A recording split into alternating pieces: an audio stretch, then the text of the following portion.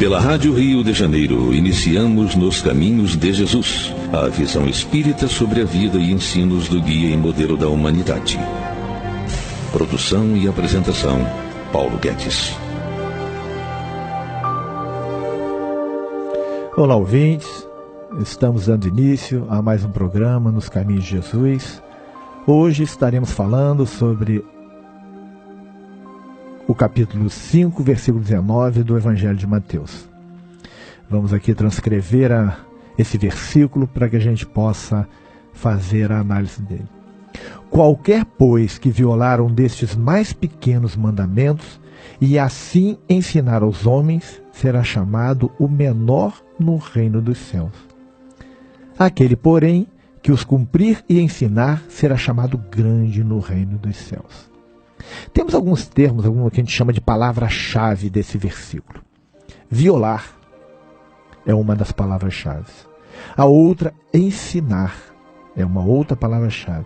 E tem mais duas, que é menor e maior. Vamos estudar essa passagem para que a gente possa compreender. O interessante da gente fazer um estudo assim mais detalhado é compreender cada um pedacinho, cada sentido das palavras principais, para que a gente possa entender o todo. Inserindo esse todo no contexto da época fica mais fácil para o entendimento do Evangelho. Muitas pessoas leem um capítulo inteiro do Evangelho e fazem a interpretação. Eu prefiro fazer o estudo versículo a versículo, porque quando nós relermos o capítulo, tendo o entendimento de cada passagem do versículo, com cada palavra-chave, o entendimento se amplia e fica mais fácil.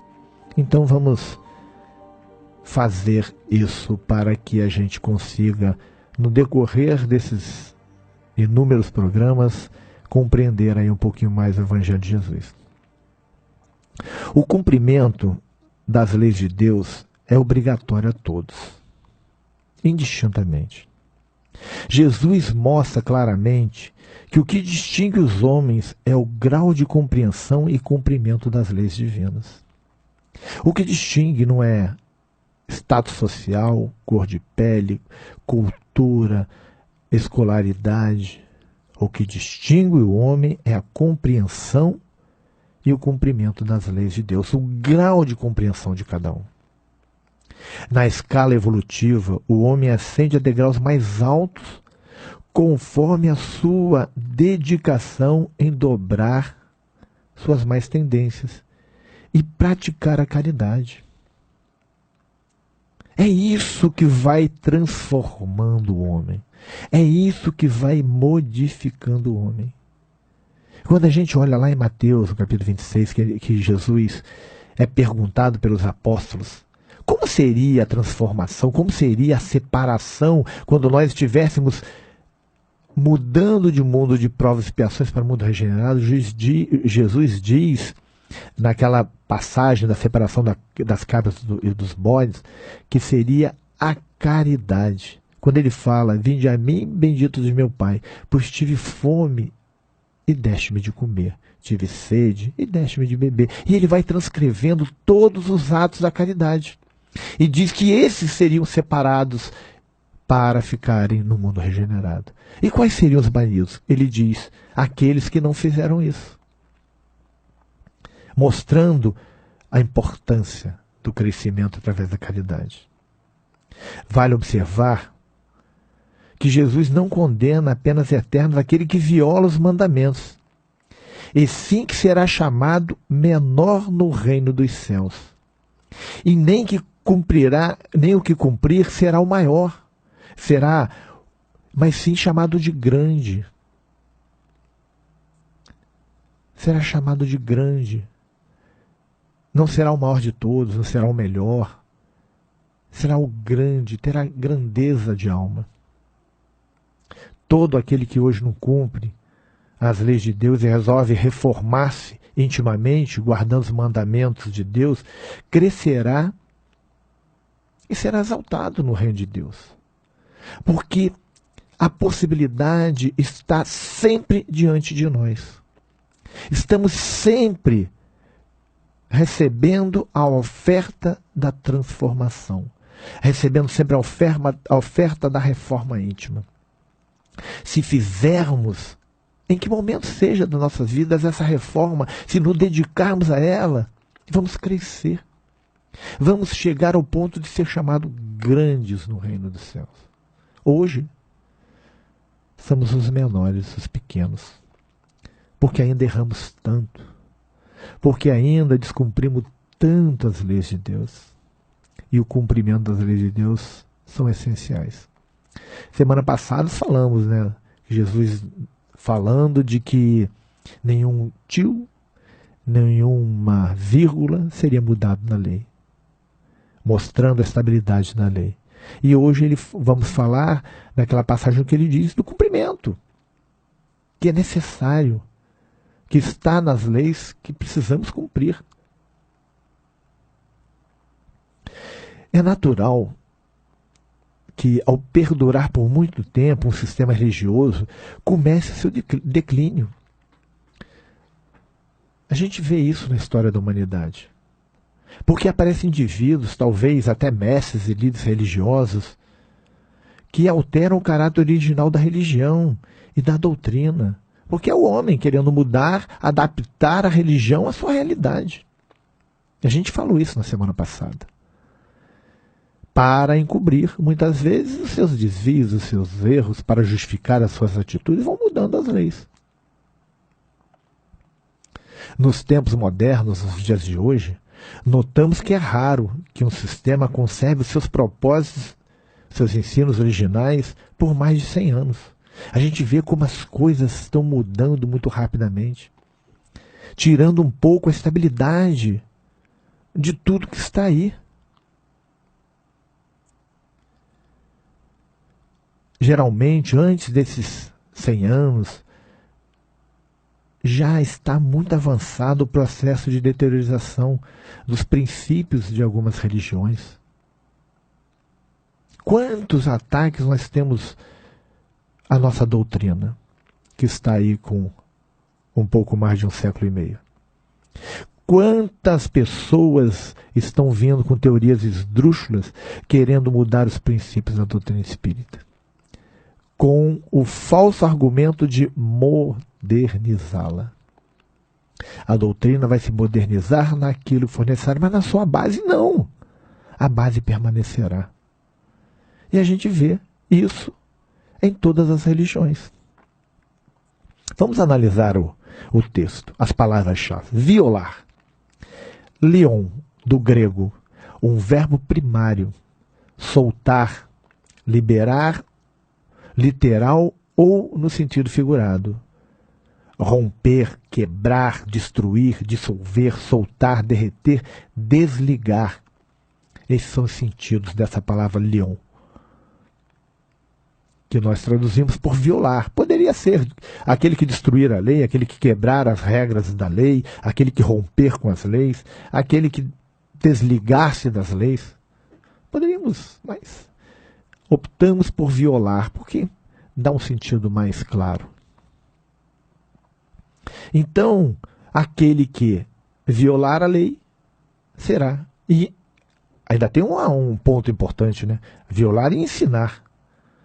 Será chamado pequeno.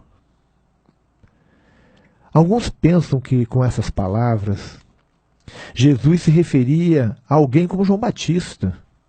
Mas por que Jesus se referiria a João Batista? Porque João Batista, ele não observava os dias e festividades especiais e que dava pouca importância aos cultos e reuniões no templo.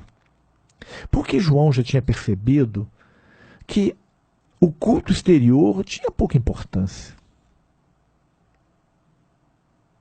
Em primeiro lugar, o texto mostra que ele, Jesus, não falava da lei cerimonial ou do formalismo. Jesus não estava se referindo a isso. Jesus estava falando das leis divinas, as leis morais. Jesus falava de algo mais sério e fundamental do que o formalismo. Falava da lei moral, porque essa não sofre modificações, são eternas, porque as leis morais são as leis de Deus. Jesus se referia às leis de Deus. Então ele não poderia estar falando de João Batista. Ele estava se referindo àquele que modifica, viola as leis divinas. Porque a gente via muito no judaísmo interpretações equivocadas das leis divinas para benefício dos próprios fariseus. E aí eles ensinavam ao povo essas interpretações erradas para justificar as suas próprias vidas. E faziam com que outros errassem também. Esse é o ponto que Jesus estava se referindo. Aos intérpretes equivocados. Muitas vezes maldosamente. Porque quando a pessoa interpreta errado, mas por inocência, tem que ser levado em consideração. Isso é comum, às vezes, uma interpretação equivocada, mas quando tem uma interpretação equivocada por maldade, por ter interesses por trás, aí é muito complicado. Em todos os tempos da humanidade nós temos isso. Na doutrina espírita tem pessoas que fazem interpretações aí do livro dos Espíritos, do Evangelho segundo o Espiritismo, do Céu e Inferno, da Gênesis, do livro dos Médiuns, ao seu bel prazer. Indo contra toda a base daqueles que estudam a doutrina. E dizem-se os corretos. Porque querem justificar algumas coisas. E aí é complicado. E aí é que faz com que se deteriore a base de qualquer religião, de qualquer doutrina. E a gente tem que estar atento a isso. No Evangelho foi assim, na doutrina está sendo assim, e será sempre assim, até que o homem alcance o equilíbrio, se torne regenerado.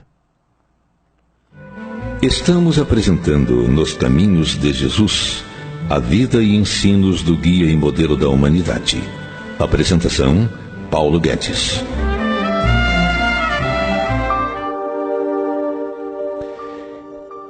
Se a gente continuar analisando o Evangelho, lá em Mateus, o Sermão do Monte que nós estamos agora é o capítulo 5, 6 e 7. E lá em Lucas, o capítulo 7 e 8, que são equivalentes, né? Mas a gente está em Mateus.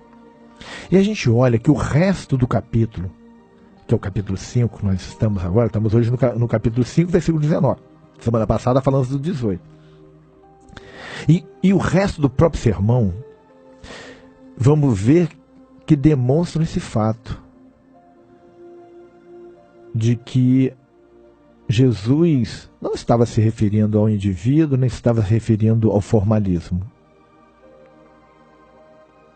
Referia-se às leis morais, ao juramento, à vingança, ao amor, à justiça e tantas outras passagens. Jesus vem descrevendo todas as passagens morais que têm ligação com o homem. E estava em foco os fariseus e outros líderes religiosos dos judeus. Jesus estava se referindo a eles porque eles é que faziam as interpretações equivocadas. Particularmente, ele falava dos mestres, os rabinos e escribas do povo. Porque esses eram os que faziam a religião a seu bel prazer. Porque o povo em si acabava sendo conduzido. Porque você vai a um templo onde tem um mestre que é um doutor da lei e ele te ensina de forma equivocada. Ele diz que a interpretação é daquela forma. Não podemos esquecer, falando a um povo que na sua maioria era analfabeto, então não tinha acesso às letras, não tinha acesso às escrituras. Mais tarde, Jesus mostrou que esses mestres do povo não interpretavam corretamente a lei. Porque Jesus começa a dizer: ouviste dos antigos, mas eu, em verdade vos digo, e modificava. Ele começou a corrigir a interpretação. Ele começou a mostrar qual era a interpretação correta. Começou a mostrar a todos nós a verdadeiro entendimento das leis de Deus. Porque as leis de Deus são simples. O homem é que complica. Eu sou teólogo e eu tenho muita preocupação com as interpretações teológicas. Eu já vi teólogo dizer que Jesus disse isso, mas na verdade queria dizer aquilo. Porque justificando, criam várias justificativas. Jesus era sábio. Aquilo que ele disse está muito claro. Vamos cada vez mais compreendendo a profundidade, mas não o sentido, dando sentido contrário. Se eu entender uma coisa de Jesus hoje, eu vou aprofundando esse entendimento, aprofundando, conforme a minha evolução moral e intelectual. Agora, chegar a um ponto de achar que Jesus disse isso, mas na verdade ele queria dizer aquilo, é dizer que Jesus não sabia se comunicar. E isso seria muito grave, a gente fazer uma afirmativa dessa. Porque puro, espírito como ele era, tinha o dom da palavra. A gente vê nos discursos de Jesus. Leiam somente o Sermão do Monte. A grandeza, a profundidade, a simplicidade desse sermão. Vão em João 14, aquela beleza, aquela consolação, palavras muito bem colocadas. Não dá para dizer que Jesus falava uma coisa e queria dizer outra. É faltar com a verdade. E vamos continuando. A segunda palavra-chave. Falamos do violar, que é a palavra lion, do grego, e agora vamos falar da palavra do ensinar. Didasko é a palavra grega, que significa ensinar. Instruir com disciplina. Ensinar de forma oral, porque era o que se fazia na época. Os ensinamentos eram orais, eram passados de forma oral. Dar instrução religiosa, porque nós estamos falando da religião, estamos falando dos ensinos. Jesus estava falando dos ensinos judaicos. Iniciar em certos mistérios, aprender um segredo. Esse é o significado dessa palavra, didasko. É a palavra grega que tem esse significado de ensino religioso, ensinar de forma oral, com disciplina, porque tem toda uma disciplina, uma lógica de ensinamento. De iniciar os indivíduos em certos mistérios. Quais são os mistérios? As leis divinas. Aprender um segredo, aprender da lei de Deus, que para a época eram segredos, eram mistérios. Ainda hoje para alguns continuam sendo. Mas tinha esse objetivo. Essa é a segunda palavra. A primeira, o violar. A segunda, o ensinar. Quem viola, ensina errado. O ensino de Jesus alicerçava-se em sua autoridade. Pois, diferente dos escribas, dos rabinos, os educadores da época, ele falava daquilo que vivenciava, que vinha de dentro da sua envergadura espiritual, confirmando cada ensinamento com a exemplificação. Jesus, ele é o grande homem da humanidade por ter vivenciado tudo o que falou. Ele não era um teórico, ele era um prático. Ele vivia o amor, ele vivia a caridade, ele vivia o perdão. E ele demonstrou no seu apostolado, no seu caminhar pela terra, as lições. Ele vivenciou as lições que ele passou verbalmente. Ele confirmou cada ensinamento pela exemplificação. E isso é único. A gente não tem outro indivíduo na história da humanidade que tenha vivenciado tudo na íntegra. Temos grandes homens da humanidade que vivenciaram parte desses ensinamentos. Mas toda a lei de Deus, só Jesus. Por ter sido ele o Espírito puro. Por ter sido ele o ápice da evolução que veio aqui. Um dia todos nós vivenciaremos isso, mas ainda não. O povo da época se admirava do seu ensino, dos ensinos do mestre, porque ele os ensinava com quem tinha autoridade e não como os escribas. A gente encontra essa afirmação lá em Marcos, no capítulo 1, versículo 22. se admirava do seu ensino, porque ele os ensinava como quem tinha autoridade e não como os escribas. Os escribas não tinham autoridade para ensinar. Os escribas viviam a vida errada muitas vezes. Porque quem faz aquilo que não fala, ou faz contrário ao que fala, não merece respeito. Essa coisa de faço o que eu digo, mas não faço o que eu faço, não existe, gente. Isso é um ledo engano. Não podemos aceitar isso. Temos que vivenciar o que falamos. Alinhar o nosso pensamento, o nosso verbo, com a nossa ação. Aí estaremos no caminho correto. Enquanto isso, seremos os menores. Mínimo no reino, os menores. Os mestres que interpretavam erroneamente e transmitiam sua interpretação levam outros a errar por seus ensinos. Porque se você está diante de um mestre que está te ensinando errado, ele está te induzindo a cometer erro.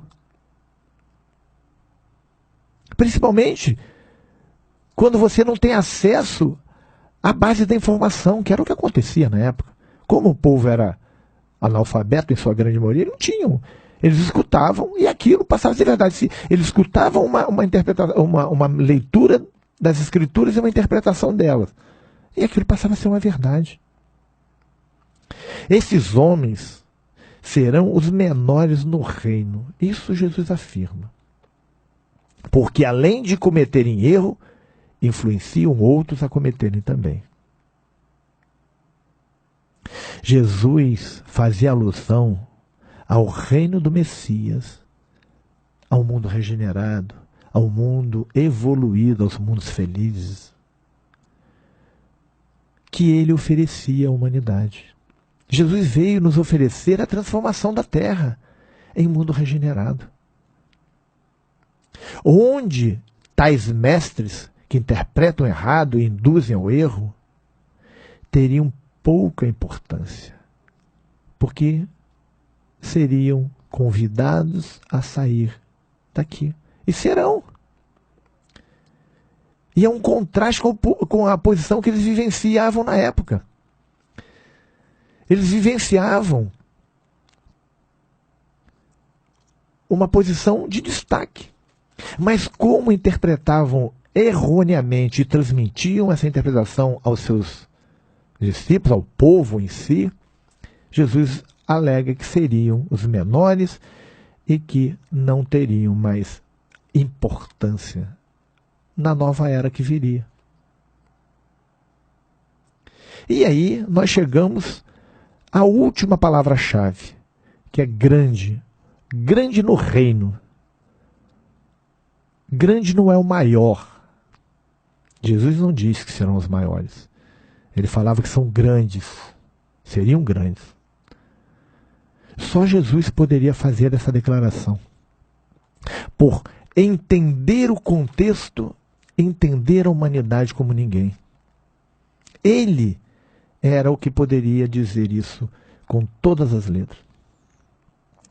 O serviço bem feito, segundo as leis divinas, merecem o galardão, merecem o reconhecimento. Podemos lembrar dos santos, os profetas do Antigo Testamento, de Moisés, que pregaram e vivenciaram as leis divinas, não na íntegra como Jesus, mas se esforçaram muito para fazê-lo. E de tantos outros do Novo Testamento, que seguiram com afinco o Evangelho. Olhemos os nossos 2000 anos e vamos ver indivíduos esforçados que trabalharam, tantos nomes importantes, temos Santo Agostinho, Francisco de Assis, Santa Mônica e tantos outros. Agora, na nossa era, temos Madre Teresa, Irmã Dulce, Gandhi, Chico Xavier, Bezerra de Menezes, tantos os grandes no reino, porque vivenciaram o amor, se esforçaram para vencer. Compete a cada um de nós fazer o mesmo. Vamos trabalhar, vamos transformar as nossas vidas. Vamos ser grandes no reino. E não vamos mais violar as leis de Deus, nem ensinar as coisas erradas. Que Jesus possa orientar as nossas vidas para que sigamos, através do seu Evangelho, em busca da felicidade. Ficamos por aqui. Semana que vem estaremos aqui, se assim Deus permitir. A Rádio Rio de Janeiro apresentou Nos Caminhos de Jesus, a visão espírita sobre o guia e modelo da humanidade. Produção e apresentação, Paulo Guedes.